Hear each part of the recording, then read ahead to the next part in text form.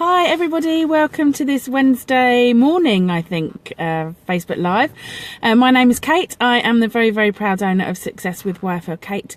And if you don't know what that means, then have a look at the pinned post on my page and it'll just give you a little bit of my history and background and how Success with YFL Kate came to be. So today I wanted to talk to you about, sorry, I keep having to remember not to look at the screen and look at the camera instead. Wanted to talk to you about what impression you're making. So the last couple of live videos that I've done, I've actually done from my car, and that's because I have an 11-month-old baby, and actually, you know, when she's fast asleep, it's a really, really good time for me to do my live videos. So she's asleep at the moment, and you know, I'm just grabbing this opportunity. However, you really, really do need to think about what impression you're putting out there. So I also have a network marketing company, and I have a Facebook group, and in that group I post product information and that sort of thing. And I know that lots and lots of people in my network marketing company actually just copy and paste posts from other people's groups and then into their own group, because they obviously have a different customer base. And Mia's just woken up, she's just having a little chat, don't know if you can hear her. Anyway, but this, so I saw this post that somebody else, one of my teamies, had put in her own group, and grammatically it was just appalling. I mean, absolutely appalling. Now I'm a big advocate for good grammar, good spelling, you know, all of that stuff, and I get really cheesed off. You know, that's a bit of a weakness. Get really cheesed off when I see that things haven't been proofread. So, you know, if you are doing posts, make sure you proofread your post, because proofread what you're posting, because it actually, for some people, creates a really, really bad impression.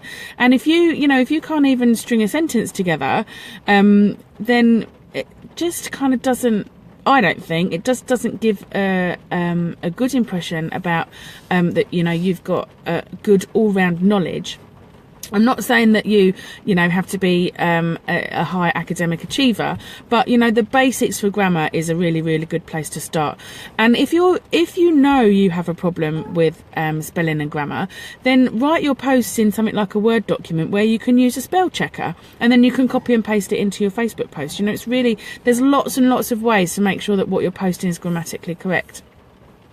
So that's about your Facebook actual written posts. Same with emails. Make sure you get them spell checked so that they're grammatically correct before you send them out to your list, because you know, what you are trying to do is make a good impression to people so that they like, know and trust you, and that they can see that you're proud of what you're doing, and that you you do maintain high standards and that sort of thing.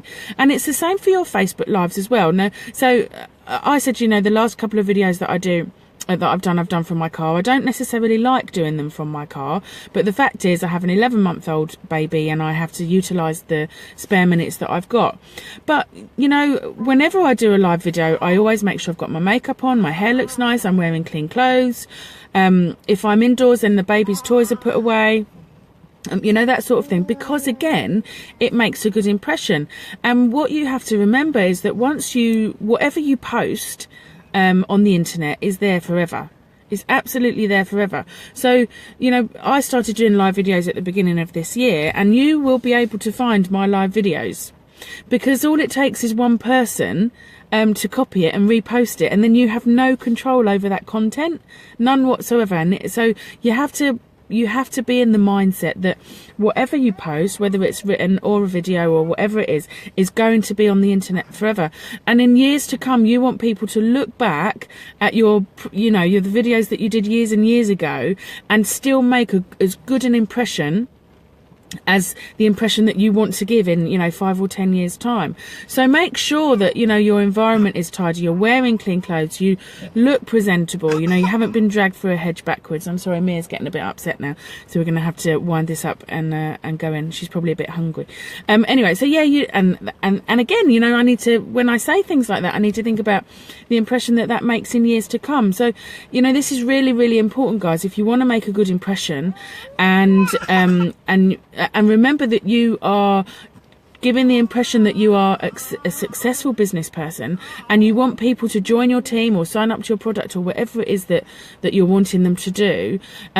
You want them to aspire to be like you, to be the successful business person that you are. So just always think about that. What impression are you giving people when you do your posts and make your videos, because you want to make the right impression, which needs to be a good one. So that's it for today. If you've found this video helpful, then please like, comment and share. I'd be really grateful if you could, and I will see you on the next video. Bye bye.